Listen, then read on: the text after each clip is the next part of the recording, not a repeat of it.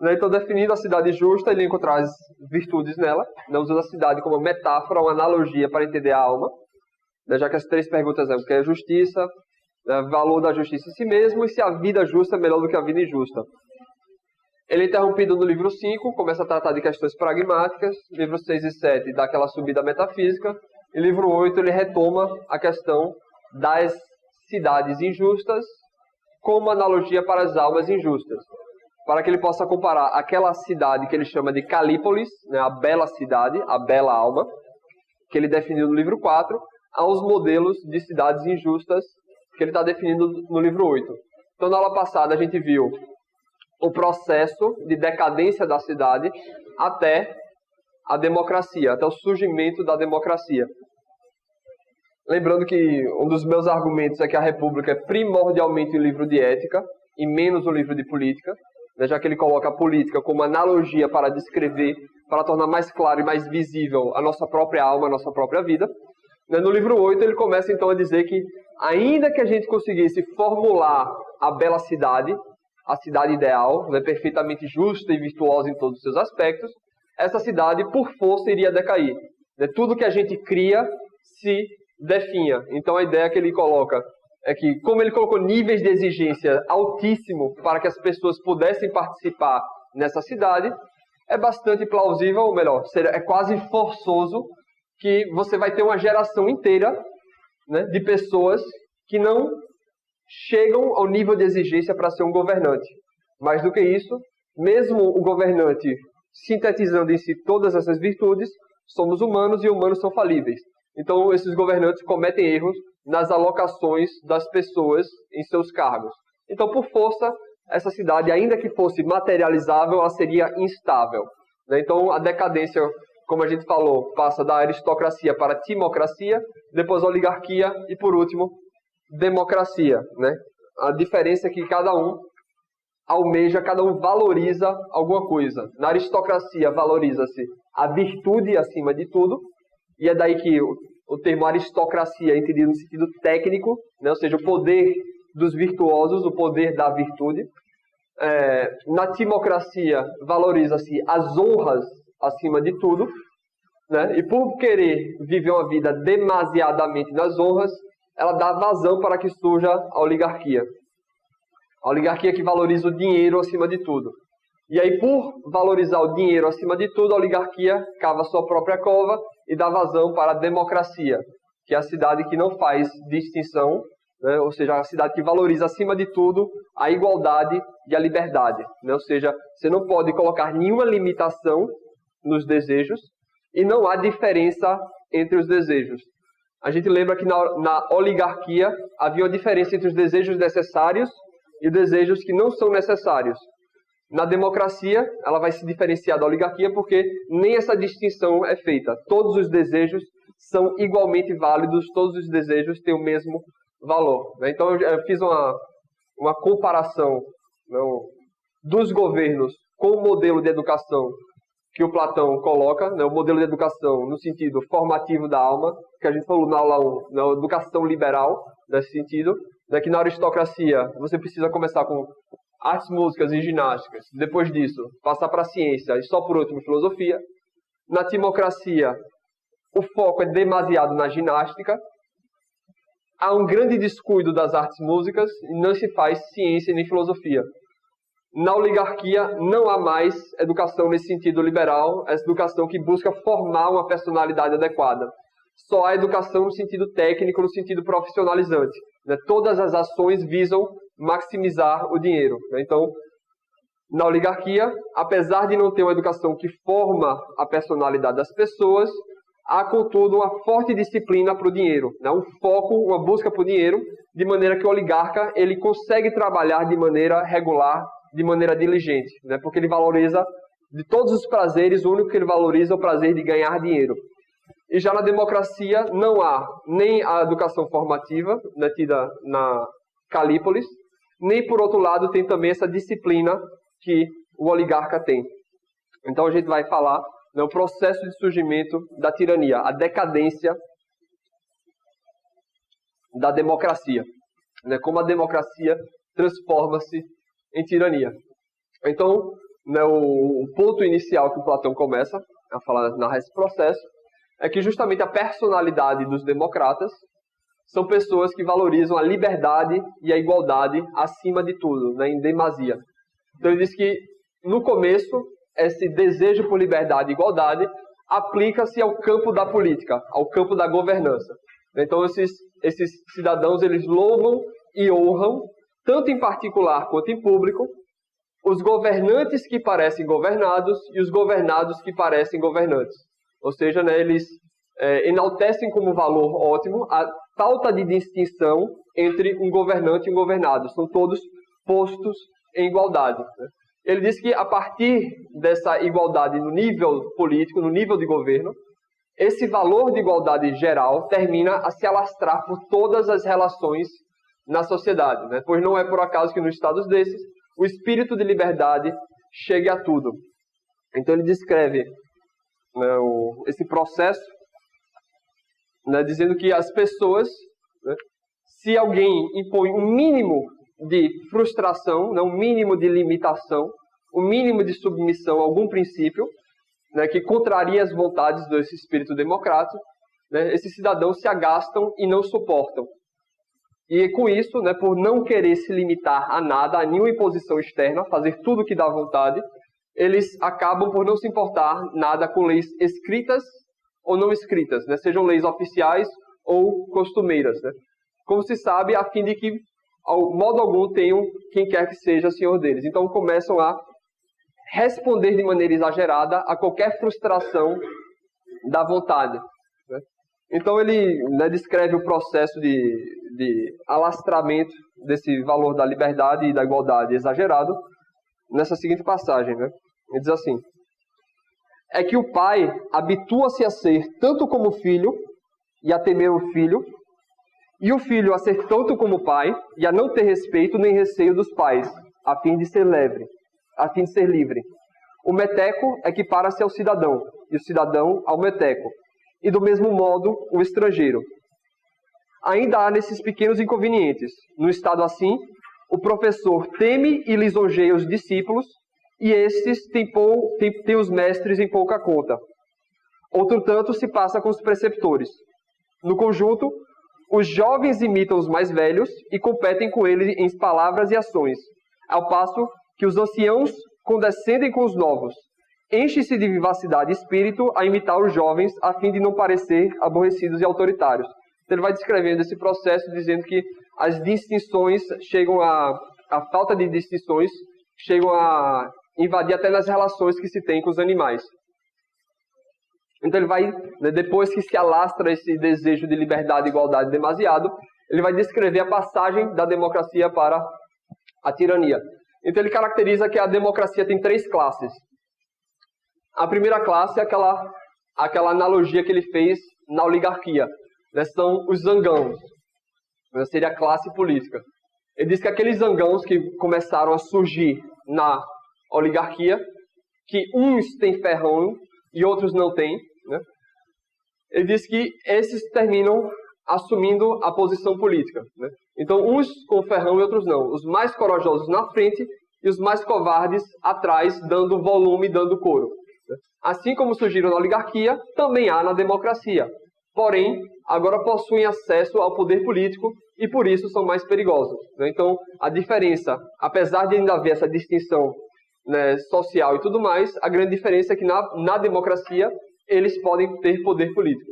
Então diz que os mais violentos que falam e atuam, aqueles que têm ferrão, e o resto fica sentado à volta das tribunas, zumbi e não suporta que se fale em contrário. De tal maneira que nesse governo, tudo, exceto no limitado número de assuntos, é administrado por pessoas dessas. Né? Então, os assuntos políticos tomam conta de todos os aspectos da vida e são direcionados, né, por essa combinação entre os zangãos que têm ferrão, que são mais violentos, e aqueles que fazem coro e dão força a ele. A segunda classe, que Platão descreve, seria o setor produtivo. Né? Ele diz o seguinte: todas as pessoas, em maior ou menor grau, desejam enriquecer, desejam ficar ricas. Aquelas pessoas que são mais ordenadas, mais diligentes, mais, né, frugais, etc., terminam, né, conquistando um patrimônio maior, se tornando mais abastados.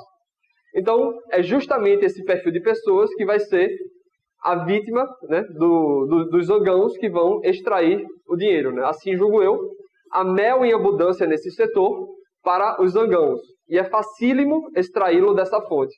Pois como poderiam extrair de quem tem parcos haveres? Né? Então, os zangãos vão querer tirar o seu sustento, tirar o seu proveito, justamente da classe produtiva, né? Porque tem o dinheiro fácil para ser tomado.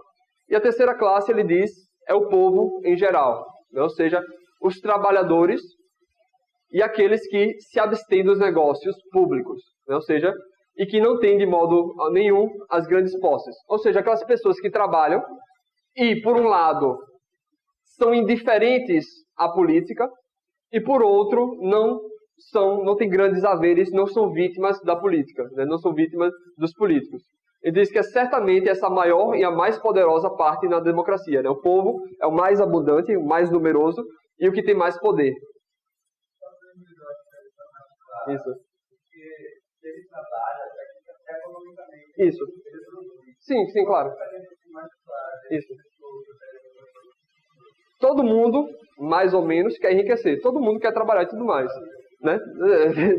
Em maior grau ou menor grau, todo mundo quer bens. Né?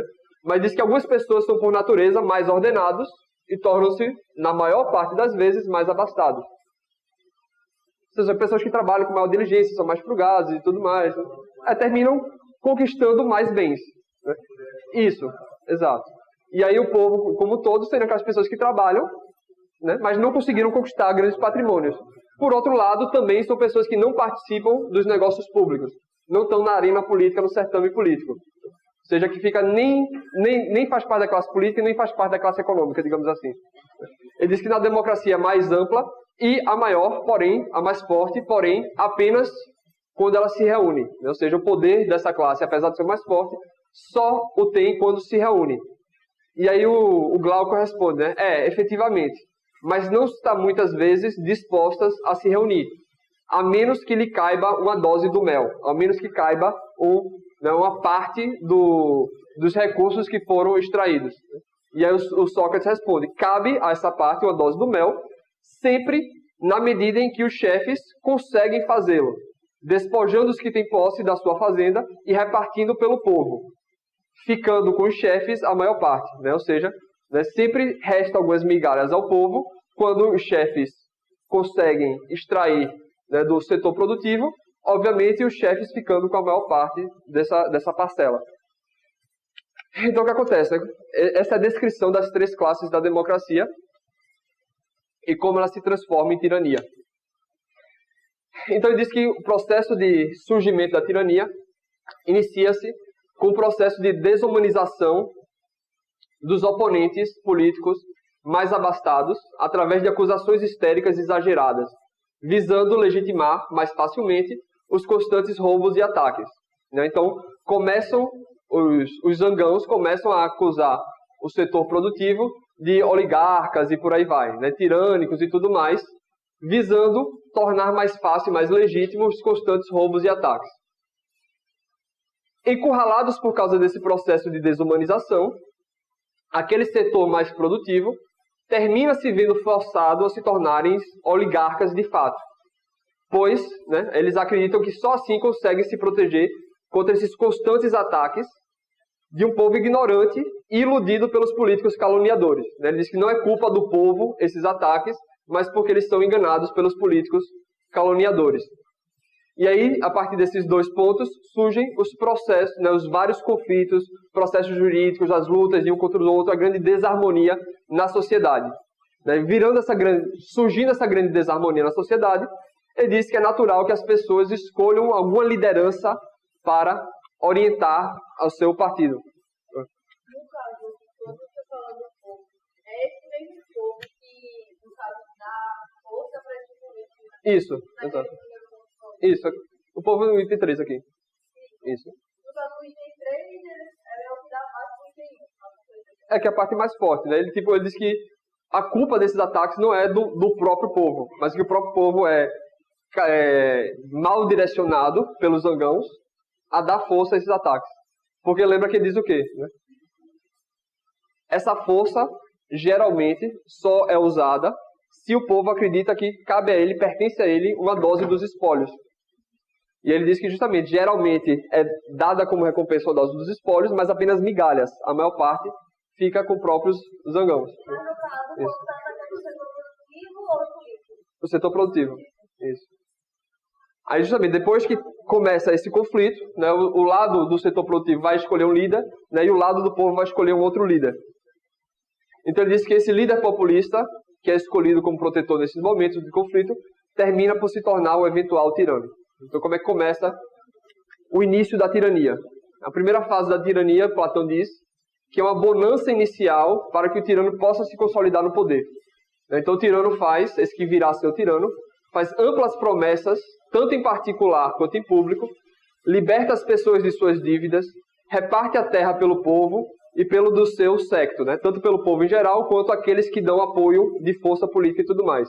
Ele simula afabilidade e doçura com todo mundo. Depois que ele consolida o poder, né, assim, fica mais fixo no poder, ele vai tentar criar um eterno conflito. Platão diz que o tirano vai suscitar novos e novos conflitos, a fim do povo ter sempre necessidade de um chefe. Né? Porque se não há mais conflitos, se os conflitos acabam, não tem para que colocar o tirano como líder. Lembrando que a tirania era uma instituição nas várias constituições do mundo clássico. Né? A tirania era entendido como uma situação temporária que o tirano ia assumir para resolver alguma crise e depois deveria devolver o poder. Né? E muitas vezes a segunda parte não acontece. Né? A parte B, né? Primeiro, então, ele vai querer um eterno conflito para que sempre ele tenha uma necessidade dele estar no poder. Depois, os cidadãos empobrecidos pelo pagamento de imposto. Né? Então, ele vai sempre tentar aumentar o imposto, aumentar a parte de extração dos cidadãos, para que os cidadãos tenham que se forçar a trabalhar o dia inteiro e, com isso, não tenham tempo para conspirar contra o tirano. Para pagar cada vez mais imposto. Porque vocês têm que estar toda hora trabalhando para cuidar, para pagar as suas contas e tudo mais, e dar as contribuições de imposto, eles não têm tempo livre para ficar conspirando contra o tirano. E a terceira parte, né, ele diz que é necessário criar algum conflito externo, né, porque é necessário o conflito. Né, primeiro, para justificar a necessidade. Segundo, para arrancar mais impostos, para financiar esse conflito.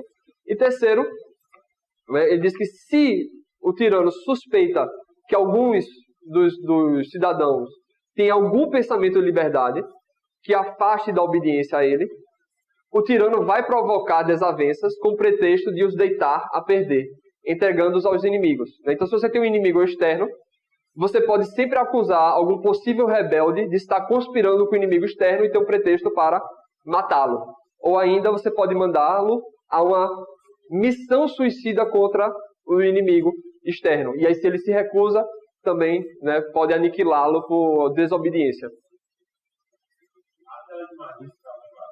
Do Orwell, 1984. Que é um dos princípios do 1984, é o eterno conflito. E ele diz que é justamente nesse momento, né, depois que a tirania está consolidada, todos os elementos melhores da sociedade foram aniquilados, que o povo se vê totalmente perdido e entregue ao poder do tirano. Ele diz, é então que o povo vai de reconhecer por Zeus que erro cometeu ao gerar, acarinhar e educar semelhante criatura, e que pretende ele, que é o mais fraco, expulsar o que é o mais forte. Né? Ele usa a nossa expressão popular, né? Saiu da panela para o fogo, né? Pulou da panela para o fogo. Ele faz uma analogia com o pai e o filho, né? Que o povo é o pai e o tirano é o filho. Então ele diz que um pai que cria o filho, geralmente o pai imagina que o filho vai cuidar dele quando ele ficar velho, quando ele estiver fraco e débil. Né? Então ele diz que o que o povo faz ao gerar um tirano é cuidar dele, dar força a ele, achando que o tirano vai cuidar do bem-estar do povo. Né? Só que depois que o tirano cresce, assim como um filho imprestável e indigente, né, começa a gastar todos os bens da família, todos os bens dos pais, começa a desrespeitar os pais e arrancar o dinheiro dos pais para cuidar dos seus próprios vícios e cuidar dos seus amigos e de suas cortesãs. Então ele diz que é essa analogia que acontece. Então, o Platão está inspirado nas turbulências políticas que aconteceram no mundo grego. Né? Isso é um mapa, mais ou menos, dos tipos de governo que aconteceram. Né? A própria democracia ateniense passou por muitas conturbações, mas ele está usando isso como um modelo ideal de tipos. Né? Na minha interpretação, ele faz isso tentando explicar a alma das pessoas. Né? Então, vou passar para o livro 9, mais rápido aqui. E depois eu retomo para explicar por que a minha interpretação é de que a República é muito mais a respeito da alma, das nossas vidas, do que a respeito do nível político. Então, depois que termina o livro 8, ele descrevendo a tirania no nível social, no livro 9 ele vai passar para a tirania no nível individual. Aí, finalmente, ele vai comparar a vida injusta com a vida justa, a vida do tirano com a vida do filósofo. Então, em vez de falar minuciosamente os argumentos dele, eu vou parafrasear, fazendo referência a um anime chamado Akira. Vocês já assistiram? Conhecem? Tem na Netflix. Eu acho que ele representa muito bem a personalidade tirânica nesse anime. Então, o que acontece? Se passa na Neo-Tóquio, um cenário cyberpunk. Então, em Tóquio, 2001, teve a Terceira Guerra Mundial. Vocês lembram disso, né? Já estavam nascidos quando teve? Lembra, não? A Terceira Guerra Mundial, 2001. No filme diz isso, né? Passa 2001, Terceira Guerra Mundial. Aí teve uma bomba atômica explodindo em Tóquio, né? E aí ficou lá o buraco. Isso se passa lá 10 anos depois da Terceira Guerra Mundial. Então, Tóquio tá uma bagunça danada, né? Um bocado de pessoas, de jovens violentos, gangues de motocicleta. E as duas principais personagens desse longa é o Kaneda e o Tetsu. Então, o Kaneda ele é o líder dessa gangue de motos, que sai da noite para badernar, brigar com o gangue rival e tudo mais. Ele é o líder dessa gangue. E o Tetsu, ele é o melhor amigo dele.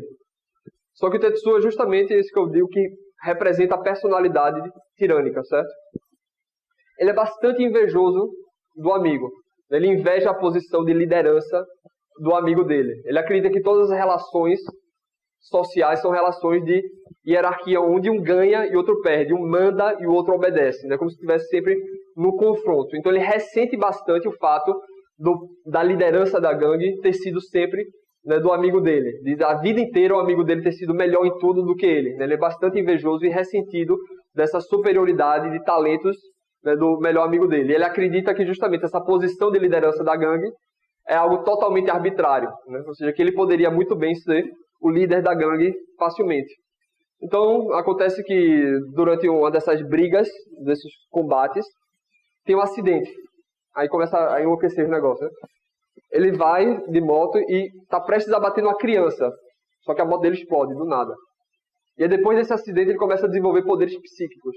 Né? Ele começa a conseguir mover as coisas com a força, voar, criar barreira e por aí vai. Começa a ter muito poder. A primeira coisa que ele faz é justamente roubar a moto do melhor amigo dele. Roubar a moto do melhor amigo dele para assumir a posição de comando, né, através do seu poder. Só que começa a ter várias dificuldades, né? Então o que acontece? Ao longo do anime, ele vai ficando cada vez mais forte, cada vez mais poderoso, cada vez mais forte e mais poderoso. Né? Ou seja, a ideia de que acumulando cada vez mais o seu poder, e na medida que ele vai acumulando poder, ele vai fazendo tudo o que ele quer. Fazendo tudo o que ele quer. Né? Usando a força para conquistar tudo o que ele consegue, tudo o que ele quer. Impor a vontade dele no mundo, sem nenhum empecilho de outras pessoas mais fracas. Né? Mais ou menos a ideia lá do Anel de Giges. Né? Se você tivesse o poder de fazer tudo o que você quer, você faria. Então, lá no confronto final, né, que os dois estão lutando, tentando combater, ele leva um tiro no braço e corta o braço dele, ele perde o braço dele. É justamente o braço direito, ou seja, a noção, né, dos membros principais de atuação no mundo. Né? E aí ele faz esse braço mecanizado, esse braço artificial com o poder dele. E é justamente nesse braço que o poder dele começa a fugir do controle. Né? Aquela contenção que ele tinha do poder dele começa a extrapolar e foge do controle dele. E ele começa a perder todos os seus limites e se tornar um monstro totalmente amorfo. Ou seja, sem nenhuma forma, sem nenhuma estrutura. O poder dele se extravasa para todos os lados, sem nenhuma formatação específica. E eu acho interessante porque é justamente nesse momento que ele assume a forma de um bebê monstruoso. O que acontece?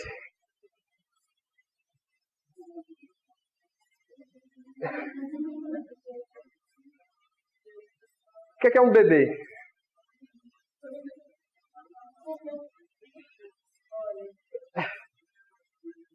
Um bebê é pura potencialidade. Quando a gente nasce, a gente não tem nenhuma formação específica. A gente pode ser toda e qualquer coisa que a gente consegue vislumbrar. Quando a gente observa um bebê, não há nada de limitado ali. Um bebê pode ser qualquer coisa. Pode ser um maior monstro, pode ser a pessoa mais nobre, pode ser alguém mais inteligente, pode inventar a cura da AIDS, pode inventar infinitas possibilidades.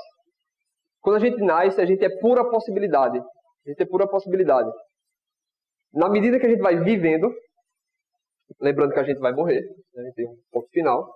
Na medida que a gente vai vivendo, a gente vai concretizando a nossa existência a partir de nossas ações. Cada ação que a gente faz, cada momento que a gente faz, a gente está podando essas possibilidades que estavam em nós quando éramos bebês.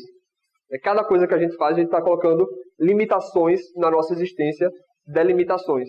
Então, de pura potência para quando a gente nasce, até o ponto que a gente morre.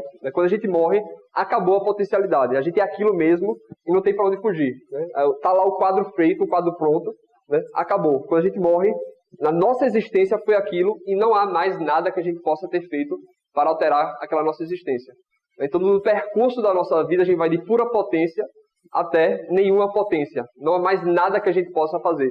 Então, no processo de vida, a transformação de dar uma forma, dar uma estrutura àquela potência amorfa que a gente tinha quando nascemos.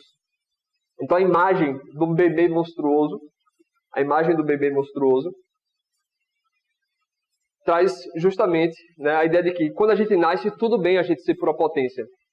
Mas chega num momento da nossa vida que a gente tem que dar uma estruturação de quem nós somos. Porque se a gente passa a vida inteira atirando para todo lado, sem dar nenhuma estruturação de quem nós somos, a gente termina se transformando num grande bebezão velho. Essa figura monstruosa de alguém que não tem nenhuma forma, nenhum direcionamento, nenhuma estruturação de quem é. Se a gente simplesmente faz o desejo mais forte, se a gente simplesmente deixa dar vazão às nossas ações, a qualquer vontade, a vontade mais forte, se a gente simplesmente faz tudo que a gente quer, a gente não dá uma estruturação para quem nós somos, e a gente termina se transformando, digamos assim, numa monstruosidade sem nenhuma estruturação. Eu estou parafraseando mais ou menos qual é o argumento do Platão. Então, ele diz que quando o tirano ele toma conta de toda essa sociedade, ele vai analisar então se esse tirano de fato é feliz, se essa cidade é feliz, para depois ver se a alma tirânica é feliz, como analogia. Então ele vai dizer, essa cidade governada por um tirano é uma cidade feliz? E o argumento dele é o quê? A gente não analisa se a cidade é feliz pela pequena parte que governa pela tirania, mas a gente diz que uma cidade é feliz se a maior parte da cidade é feliz. Então a cidade tirânica, ele diz que é 99% escrava, 99% pobre, 99% cheia de temores, que você em toda a cidade vai escutar gemidos, suspiros, lamentações e sofrimentos. Então se você tem, sei lá, apenas 1% feliz e próspero e 99% na miséria total, a gente não pode dizer que aquilo é uma cidade feliz, mas que é uma cidade miserável.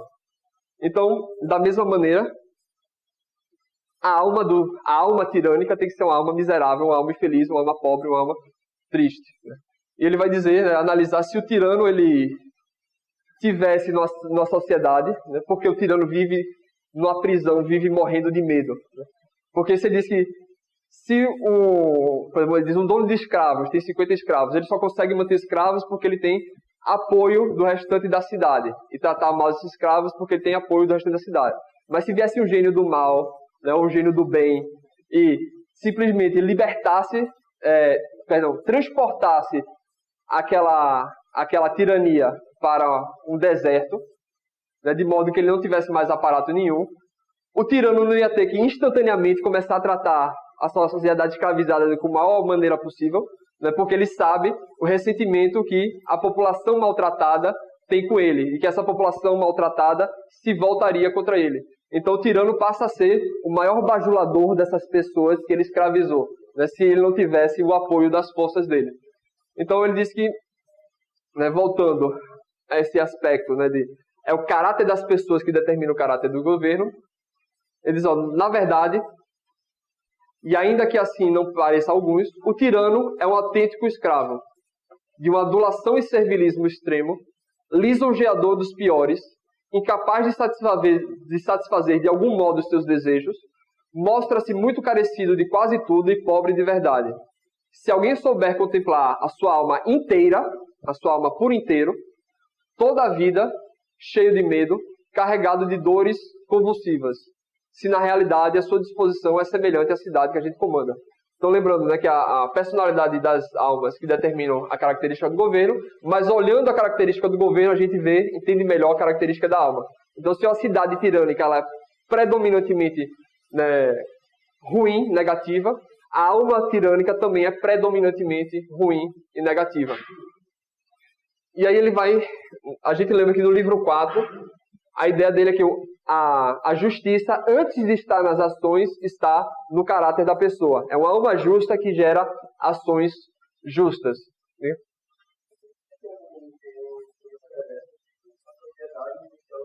Isso.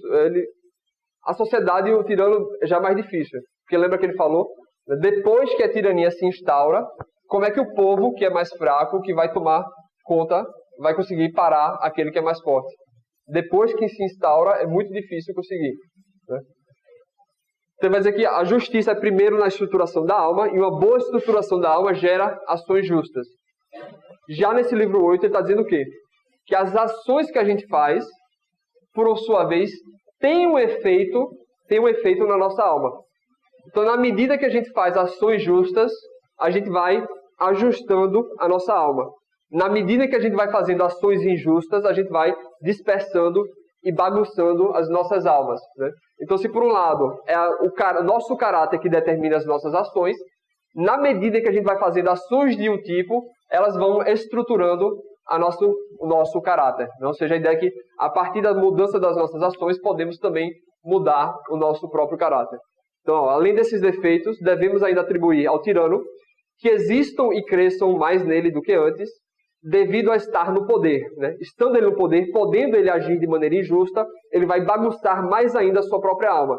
Né? Essas características são a inveja, a deslealdade, a injustiça, a hostilidade, a impiedade. A maldade de toda espécie de que ele é hospedeiro e sustentáculo.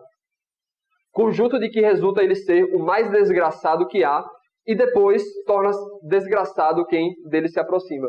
Então, por ter o poder de agir justamente, ele termina, né, lascando ainda mais a própria alma. Então, nesse livro 9, ele diz que pode aparentar, já está claro de por que a vida, a cidade justa, né, e a alma justa é melhor do que a cidade injusta e a alma injusta, mas ele vai dizer que tentar analisar qual delas tem mais prazer. Qual delas tem mais prazer. Porque se a gente observa as pessoas vão dizer que a melhor coisa na vida, elas discordam a respeito do que é a melhor coisa na vida. Então tem 3 grandes tipos de prazer que as pessoas julgam como sendo o melhor prazer da existência. Algumas pessoas vão dizer que a melhor coisa na vida é o dinheiro, né? Os prazeres carnais, digamos assim, simbolizado no dinheiro. Outras pessoas vão dizer que nada adianta você ter dinheiro se todo mundo lhe odeia. Né? Ou seja, colocar o aspecto social como o prazer mais importante. E outras pessoas vão dizer que o conhecimento, a atividade da alma, é a parte mais importante. Né? Então, o homem que defende o dinheiro vai dizer que nada adianta o conhecimento que não serve para aumentar o dinheiro. Nada adianta todo mundo gostar de você se você não tem acesso aos prazeres. Quem defende o respaldo social vai dizer que o conhecimento é algo efêmero e que a gente deve, ao contrário, gastar dinheiro para ser bem respeitado pelas pessoas. E aí o Platão vai perguntar, certo, mas como é que a gente julga qual dessas três tipos de vida é a melhor, finalmente? Já que tem uma discordância, e cada tipo de pessoa vai dizer que a sua própria vida é a melhor. Né? O homem filosófico vai dizer que o melhor é dele, o homem político vai dizer que a melhor é dele, e o homem, dos prazeres vai dizer que a vida melhor é dele. Então ele vai argumentar, né, de por que o conhecimento é o melhor prazer comparado com os outros dois. Primeiro ele vai dizer, ora, por qual faculdade da alma, né, os prazeres que vêm dos nossos apetites, os prazeres das emoções ou os prazeres da razão. Por qual dessas três partes da alma é que a gente compara, avalia e raciocina a respeito de qual é melhor e qual é pior? Obviamente, é a parte racional. Então, a parte racional está à frente, né, nessa decisão, porque é através da razão que a gente decide qual dos três é melhor. Mais do que isso, a gente lembra que ele disse que para que a pessoa seja plenamente um filósofo, ele tem que ter a virtude nesses três aspectos. Então ele diz que o filósofo ele teve acesso ao prazer da fama e ele teve acesso ao prazer do dinheiro, né, dos prazeres dos desejos. Então ele experimentou os três tipos de prazeres e por isso está numa posição melhor para averiguar qual dos três é melhor. Enquanto quem vive em busca do dinheiro não teve acesso ao prazer do conhecimento da fama, e quem vive pela fama, pela política, não teve acesso ao conhecimento. Então o filósofo está na melhor posição para julgar qual dos três é mais prazeroso, porque ele já experimentou dos três e ele usa a faculdade de discernimento. Aí, como exemplo, o Sócrates, né? E o outro argumento que ele coloca de por que o prazer intelectual é melhor do que o prazer carnal é porque o prazer carnal ele coloca que é um pseudo-prazer, na verdade. Então vocês lembram do Brás Cubas, aquela cena das botas? O que é que ele diz? Qual é o maior prazer do mundo? Passar o dia inteiro usando a bota apertada, né? E depois tirar para sentir o alívio do prazer de você tirar o negócio que está ali machucando, né? Botar a perna na bacia, na água quente, né? Na água morninha assim, né? O melhor prazer da nossa existência é fazer isso. Então o Sócrates vai colocar o quê? O Platão, né? Em termos mais gerais. Que o tipo do prazer dos nossos apetites, na verdade não é um prazer, mas é um alívio da dor. É um alívio da dor. Então você tem o prazer, você tem a dor e você tem a posição neutra. Digamos assim que vocês estão em relação à dor de dente. Alguém está com dor de dente? Agora? Alguém está com prazer de dente? Então a gente está numa situação neutra, né? Nem com dor nos nossos dentes e nem com prazer nos nossos dentes. Se a gente está com dor no dente e a gente arranca, né, tal como o Brás Cubas lá tirou a bota, a gente passou de uma situação de dor para uma situação neutra. A gente não passou de uma situação de dor para uma situação de prazer. Então o Platão vai dizer que essa passagem da dor para uma situação neutra parece um prazer, mas não é um prazer. É uma passagem de dor para a situação neutra. Para ser prazer, teria que ser uma passagem do neutra para o prazer. Então os prazeres dos apetites, na verdade, eles são alívios de dores. Alívios de dores. Tanto que a gente sente mais prazer apetitivo de maneira concomitante a maior desconforto, maior desprazer que a gente sente por ele. Se a gente está morrendo de fome, o prazer que a gente sente da comida é muito grande. Se a gente acabou de comer 10 pizzas, a gente não tem prazer nenhum em comer uma outra pizza. Ao contrário, a gente tem aversão a comer. Então, esses prazeres apetitivos, na verdade, eles são ilusão da passagem de ausência de algo que a gente está necessitando para, né, o ponto de saciamento. Eles não são propriamente um prazer. E aí ele vai retomar a analogia da tripartição da alma, no que eu suponho que é uma alusão ao mito do Hércules. Ele diz que ele vai fazer uma analogia das três partes da alma. Quem lembra qual foi o primeiro trabalho do Hércules? O leão. E o segundo? Qual? Não. Platão vai dizer que a nossa alma pode ser entendida como 3 partes. Ele retomando aquela analogia da tripartição. A primeira parte é a parte humana, né, de uma pessoa. A segunda parte é um leão. E a terceira parte é uma besta de muitas cabeças. Uma besta de muitas cabeças, né, que seriam os nossos desejos. O leão é a nossa emoção e a razão, o ser humano. Então, se a gente lembra o mito do Hércules, né, a primeira coisa, o primeiro trabalho que ele tem que fazer é justamente lutar com o leão. Né? E aí, então ele vai lá na caverna do leão, que se disfarçava de mulher, né? E aí seduzia os homens para chegar para a caverna. Quando os caras chegavam lá, abocanhava. Né? E ele estava aterrorizando a cidade. Então lá vai o Hércules tentar matar o leão. Primeira coisa que ele tenta fazer para matar o leão é ficar num canto bem distante, bem seguro, pegar o arco e flecha dele e ficar assim, ó, atirando a flecha, né? Na segurança da distância. Só que acontece, o leão ele tem uma carapaça lá mágica que nenhuma das flechas penetram ele. Então o Hércules tem que ir lá lutar no braço mesmo, né? Dar literalmente lá um mata-leão no leão. Né? E ele consegue matar o leão, porém ele tenta tirar a pele do leão. Ele pega a faquinha dele para tirar a pele do leão e não consegue de forma nenhuma. Não consegue de forma nenhuma tirar a carcaça do leão. Só que chega Atena e inspira ele. Atenas inspira ele. E aí ele pega a unha do leão e com a própria unha do leão consegue tirar a carapaça do leão. E com isso ele faz um manto. O famoso manto dele do leão, que todas as representações trazem. Então, qual a ideia aí dessa perspectiva?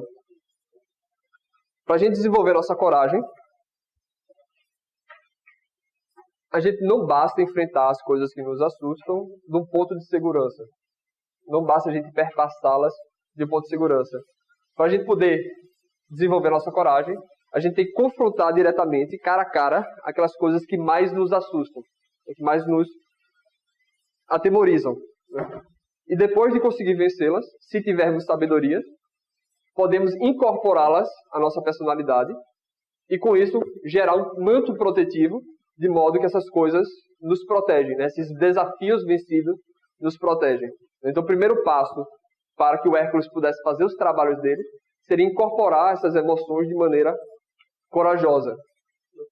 E o segundo trabalho dele, e aí você já vê que já com o manto do leão, foi justamente matar a Hidra, né, a besta venenosa de diversas cabeças.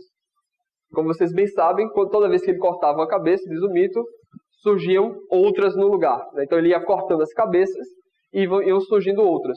Até que novamente Atenas inspira-o, e com a ajuda do primo dele, ele faz o seguinte plano. Ele corta, né, as cabeças na raiz e cauteriza, né, coloca fogo nessas cabeças para que elas não voltem mais. E aí, depois de ter matado a Hidra, ele pega as flechas e passa no veneno da Hidra, e aí tem as flechas venenosas mais mortais que tem. Então, novamente, se a gente entende a Hidra de muitas cabeças como os nossos desejos, se a gente tenta lidar de maneira superficial com os nossos desejos, né, sufocá-los de maneira superficial, eles voltam mais fortes. Então, para poder, né, podar de maneira adequada os nossos desejos, nós temos que lidar na raiz, na fonte que esses monstros nos atemorizam. Na fonte desses desejos, em vez de simplesmente sufocá-los de modo superficial. Né? Lidar com as suas origens e fazer algo para impedir que eles ressurjam. Mais do que isso, se confrontamos os nossos desejos venenosos de maneira sábia, nós podemos incorporar esses desejos de maneira eficaz na nossa existência. Ou seja, a ideia de passar as flechas no veneno, de maneira que esses desejos agora se tornam uma arma eficaz para nós próprios, né, em vez de algo que nos ataca. Então, as primeiras coisas que o Hércules tem que fazer antes de se aventurar é justamente fazer uma estruturação da sua alma. Primeiro incorporar seus sentimentos, depois incorporar seus desejos de uma maneira saudável para depois poder enfrentar os problemas maiores. Então, essa ideia da tripartição da alma do Platão, que eu já tentei chamar a atenção no nível mítico, né, também está relacionado na nossa fisiologia cerebral. Tem um modelo a respeito do nosso cérebro, que é uma simplificação, mas assim também é a teoria do Platão, uma simplificação, como ele próprio diz, que fala das etapas evolutivas da nossa fisiologia cerebral. Né? Então, divide-se em 3 grandes etapas. Primeiro, o complexo reptiliano, que é relacionado aos nossos reflexos, lidados com a autopreservação. O sistema límbico, que é relacionado com as nossas emoções. E o neocórtex, que é relacionado com os nossos pensamentos racionais. Então, o nosso cérebro como um todo é uma amálgama, digamos assim, sua simplificação, grosso modo, desses 3 grandes sistemas. Assim como Platão falou, né, que a nossa alma, a nossa psique, é a coordenação desses 3 grandes sistemas. E a gente pode tê-los de maneira dispersa, em conflito uns com os outros, ou harmônica e estruturada, de modo que os 3 níveis estão bem relacionados e funcionando com um único propósito. Então, justamente, né, o complexo reptiliano lida com as nossas reações, os nossos instintos, os nossos impulsos, né? O sistema límbico com as nossas emoções. O sistema límbico está associado primordialmente com 2 sentimentos, né? A paixão, o que nos aproxima as coisas, e o medo, que nos afasta das coisas. Exatamente as 2 funções que o Platão coloca lá na classe dos guerreiros, né, da nossa classe irascível. Né? E o córtex, né, o que cobre o nosso cérebro, é lidado com a parte calculativa, a parte racional, a parte que vai deliberar, avaliar as circunstâncias, avaliar os contextos e calcular as melhores ações a serem tomadas. Essa teoria está no livro 8 ou no 9? Está no livro inteiro. Assim, né? Eu queria perguntar, porque no 4 ele comentaria Isso. Exato. Perfeito. Perfeito. Porque ele diz o quê? A cidade é feita de 3 partes. E depois que ele estipula a cidade como sendo feita de 3 partes, ele diz o quê? Vamos ver se a nossa alma também assim o é. Se não for, a gente começa de novo até achar um modelo de cidade que seja semelhante ao modelo da nossa alma. Ele diz, de fato, a nossa alma tem 3 partes, né? Os desejos, as emoções e a razão. Depois eu falo melhor para vocês a respeito, né, de todas essas questões lá para Aristóteles, a gente retoma essa questão aqui. Então, o livro 10. 10. Então, eu vou ler para vocês agora o que para mim é o checkmate de por que a República é mais sobre ética do que sobre política. Muito mais sobre ética do que sobre política. No final do livro 9, ele faz uma revisão geral, né, de por que a vida da pessoa justa é melhor do que a vida da pessoa injusta. E ele termina o livro exatamente com essas palavras. O Glauco pergunta se o filósofo, né, a pessoa justa, vai se envolver na política da cidade. Vai se envolver na política da cidade. Aí o Sócrates diz, não estará disposto a ter atuação política, se é que ele realmente se preocupa com essas tais questões. O Sócrates diz, pelo cão, estará, né, o filósofo estará preocupado com essas questões. E muito, mas na sua própria cidade, e talvez não na sua pátria, a menos que concorra um acaso divino. Glauco diz, compreendo, refere-te à cidade que edificamos há pouco em nossa exposição. Aquela que está fundada só em palavra, em logos, em razão, em pensamento. Pois creio bem que essa cidade não se encontra em parte alguma da terra. E aí está o que para mim é o ponto final, né? Sócrates diz, mas talvez haja um modelo no céu, um paradigma, né? Um modelo no céu, para quem quiser contemplá-la e, contemplando-a, fundar para si mesmo. De resto, nada importa que a cidade exista em qualquer lugar ou venha existir, porquanto é por suas normas e por mais de nenhuma outra que ele pautará o seu comportamento. Ou seja, a cidade é um modelo de regras, né, no qual a pessoa vai estruturar a sua própria alma e os seus próprios comportamentos. Ou seja, para mim esse é um ponto que realmente bate a estaca de que a República é muito mais sobre ética do que sobre política. Então, essa cidade que ele fala não existe no sentido. Existe. Porque no final do livro 9 ele começa a aproximar a analogia entre cidade e alma. Ele começa a dizer assim, a gente não vai deixar que essas ideias entrem na cidadela do jovem, ou seja, no templo do jovem. Ele começa a aproximar as analogias. E aí no final ele diz justamente isso, a cidade que a gente fundou em Logos não é algo para ser concretizado. É um paradigma, é um modelo para a nossa conduta, de como a gente vai agir em nossas vidas individuais. Claro que se é uma analogia, alguma aproximação serve. Mas eu estou dizendo que a analogia está subordinada a nos instruir a escolher as nossas ações e nossas vidas pessoais. Esse seria o meu argumento. E no livro 10, rapidamente, ele vai primeiro criticar a poesia, lamentar bastante que ele vai banir a poesia da cidade. Ele diz basicamente assim, faremos como aqueles que quando estão apaixonados por alguém e reconhecem que aquele amor não lhes é proveitoso, se afasta dele, embora com esforço.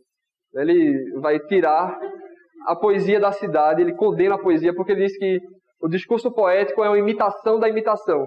Ou seja, se a mesa é uma imitação do conceito da ideia de mesa, um quadro de mesa é uma imitação daquilo que imita a ideia. Ou seja, está mais distante da realidade. Então ele vai dizer que nessa cidade, e aí se a gente entende a cidade entendido como um modelo de alma, ou seja, a gente não deve pautar as nossas ações pelas imitações das imitações, mas pautar as nossas ações pelas ideias. Entender as imitações das imitações à luz das ideias e não o contrário. Justamente, as pessoas que veem a República como um tratado mais político entendem isso como um literal banimento dos artistas da cidade. E ele vai, nesse ponto final, depois que ele já estipulou que o que é a justiça, a organização o princípio de que cada parte da sua alma faz aquilo que é de melhor. Depois que ele disse que a justiça tem um valor em si mesmo, que se é uma organização, ela tem um valor independentemente se as pessoas reconhecem a gente como justos ou não. Depois que ele coloca que a vida da pessoa justa é melhor do que a vida da pessoa injusta, ele pede para o Glauco que se devolva como é que se diz? As benesses da reputação de uma vida justa em comparação à reputação da vida injusta. É irrealista que alguém seja injusto a vida inteira e ninguém jamais saiba. Então, devolve-me aquilo que eu te concedi em favor do argumento e vê o efeito da reputação justa tanto entre homens e entre deuses. Então ele vai dizer, depois disso, que o injusto é como a pessoa que vai correr 200 metros e gasta toda a sua energia nos 100 primeiros metros, sem se preocupar com o restante. E termina não tendo fôlego para recolher os prazeres do final da vida. Enquanto a pessoa justa é aquele que vai regularmente, correndo, digamos assim, espírito de maratona e consegue passar por todo o percurso. E aí no final do livro 9, no livro 10, perdão, ele termina a República contando o mito. Ele termina a República contando o mito. Então vocês lembram que eu disse que o Platão ele usa o mito ou no começo de um argumento e depois raciocina, ou ele faz todo o argumento e fecha com imagem mítica. Então ele fecha o livro inteiro da República com o mito de Er. E o mito de Er sempre foi algo bastante confuso para mim, porque é uma história é uma história a respeito do cara que morreu e foi para o além, e ele viu o que acontecia no além, e aí depois ele volta. Então ele conta sobre a necessidade e o futuro, o passado, o presente e tudo mais. A ideia resumida é que as pessoas que morrem, elas vão para o além, e aí tem as consequências das suas ações na vida. Então quem foi maldoso recebe todas as maldades 10 vezes. Quem foi bondoso recebe as bondades 10 vezes. Passado esse tempo de recompensa ou punição, essas almas têm que escolher uma nova vida. Os deuses sorteiam a ordem de quem vai escolher, e aí cada um vai e escolhe o seu modelo de vida depois. Cada um vai e escolhe o seu modelo de vida depois. Ele diz que de modo que as pessoas que escolhem primeiro, geralmente, tendem a escolher algo contrário, algo diferente do que experimentou na vida passada. Então, uma pessoa que teve uma vida decente e boazinha, e foi o primeiro a ser escolhido, o primeiro a ser sorteado para escolher, já vai pedindo a tirania. Não, quero ser tirano, mandar em todo mundo. Só que aí depois ele percebe todas as mazelas da tirania. Só que já escolheu, agora é tarde. Depois das pessoas todas escolherem suas vidas, as almas voltam, e aí elas passam pelo campo do esquecimento, e tomam a água do rio do descuidado, do descuido, e por isso elas esquecem de tudo que elas vivenciaram nesse momento de escolha. Sempre foi bastante confuso para mim. Mas assim, depois que eu comecei a ler mais sobre símbolos, mitologia e tudo mais, eu acho que eu entendi razoavelmente o que é que quer dizer com o mito de É. Vendo a nossa existência meio que no automático, né? Meio que naquela rotina, fazendo as nossas ações de maneira meio que rotineira, de modo que a gente vive no automático sem pensar muito bem na nossa vida. Até que de repente surge alguma grande crise em nossa existência. Surge algum grande acontecimento que põe em rompimento esse nosso modo automático de viver. Então vamos supor, você está namorando há 5 anos e que descobre que nos últimos 4 anos tem levado gaia semanalmente, né? Um acontecimento bastante traumático na sua existência, né? E aí o que acontece? Aquela vida que estava no ciclo automático e fácil quebra a sua rotina e você coloca-se diante de um abismo. O chão se abre debaixo de você. Você não pode simplesmente continuar a existir, continuar a viver, continuar a agir, como se nada tivesse acontecido. É como se você se separasse do nível da existência e você tivesse que reavaliar todos aqueles últimos 4 anos à luz dessa nova informação que você estava levando ganhar há 4 anos, semanalmente. Tudo aquilo que você achava que sabia não é verdade. Tudo aquilo que você achava que era a sua existência falhou. E você não pode simplesmente continuar no mesmo rumo. Você tem que avaliar suas opções, avaliar seus caminhos para se redirecionar e mudar a sua existência. Então, em histórias míticas, né, essa história da morte e do renascimento, a morte e o renascimento, muitas vezes é simbólico justamente dos grandes traumas, dessas mortes simbólicas que a gente tem em nossas vidas, que a gente tem que renascer, mudar a nossa existência, né? A partir da morte que a gente tem que reviver de uma outra maneira. E aí o que acontece? Depois que a gente reavalia, analisa os novos direcionamentos, reaverigua o nosso passado e muda a nossa posição, com o tempo que passa, a gente vai esquecendo e vai entrando no automático novamente. Vai esquecendo e vai entrando no automático novamente. Até que surge novamente uma outra crise em nós. Então ele diz que esse processo do renascimento das almas acontecem, voltam, a não ser que você consiga pôr totalmente em justiça a sua alma. Aí você se livra desse eterno retorno das almas. Ou seja, na medida que a gente vive vidas injustas, vidas perturbadas em nossa alma, a gente vai sempre cair nesses traumas de existência. E a gente vai ter que fazer essa revalidação. E na medida que a gente não muda, né, essencialmente essas nossas características, a gente fica preso, a gente cai em novos traumas, a gente cai em novos problemas. Então tem um filme que eu acho muito interessante, que eu acho que representa muito bem esse símbolo do morrer e renascer, que é A Felicidade Não Se Compra. Tem no Netflix, é um dos filmes mais bonitos que eu já assisti.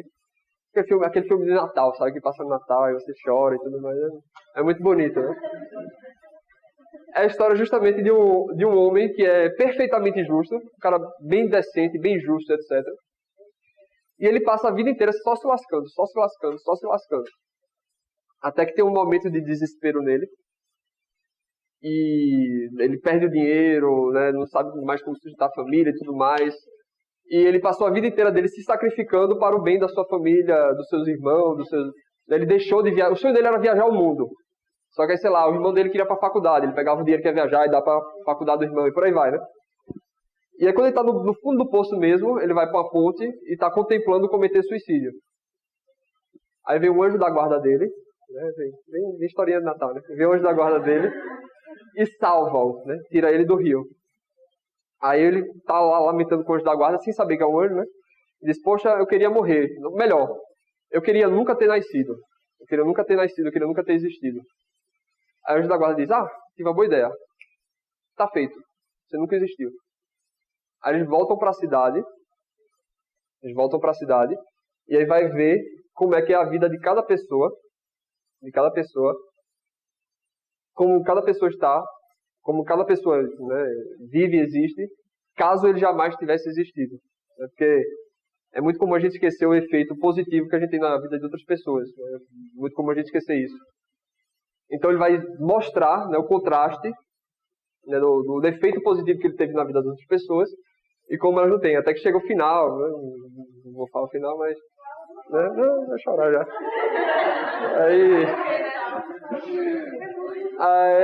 Mas justamente, eu acho que traz muito bem esse mito, esse mito da morte e do renascimento, né, e da gente trazer para os nossos olhos os efeitos positivos que a gente tem nos outros.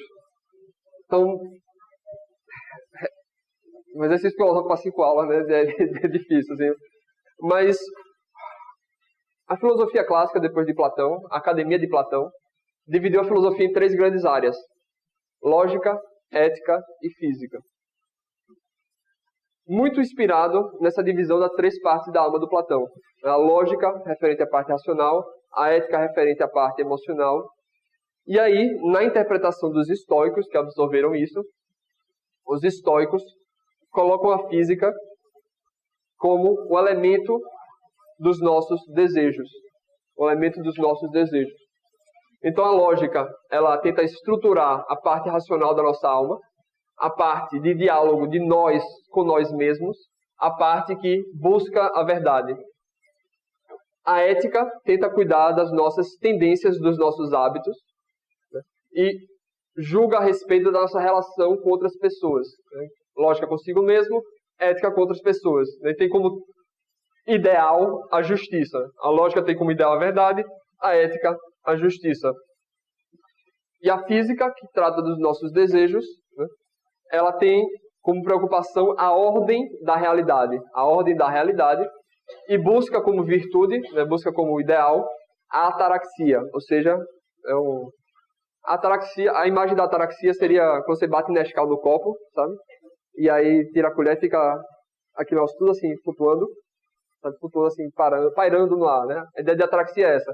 Quando os nossos desejos não estão nos puxando para nenhum lado. Né? Os desejos estão assim, parados no ar. A gente está plenamente saciado e sem desejar mais nada. Né? Assim, parado no ar.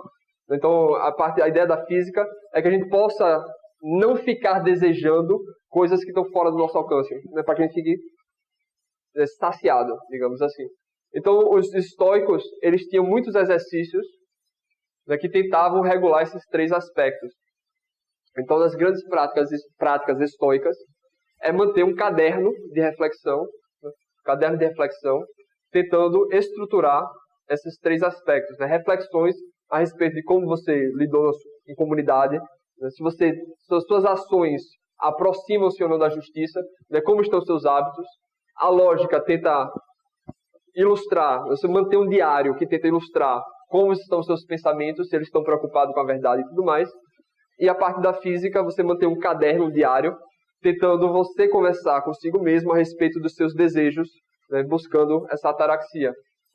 Um dos exercícios dessa parte dos desejos, ele coloca como a descrição dos nossos desejos pelo seu aspecto puramente físico, ou seja, totalmente removido dos desejos sociais. Então ele diz, por exemplo, o que é o sexo se não a fricção de corpos que, né, ejacula? Coisas desse tipo assim, para você descrever a coisa puramente como ela é, para que você não fique correndo atrás dos desejos significados e mesclados pela cultura, pelos símbolos e por aí vai. Ou seja, ele diz, o que é um manto púrpura, se não, né, pele de carneiro tingida? Ou seja, para você não se deixar afetar, por exemplo, pelos símbolos de poder. Né? E lembrando que o Marco Aurélio era justamente o imperador. Né? A gente tem 20 minutos, caso vocês queiram perguntar da prova.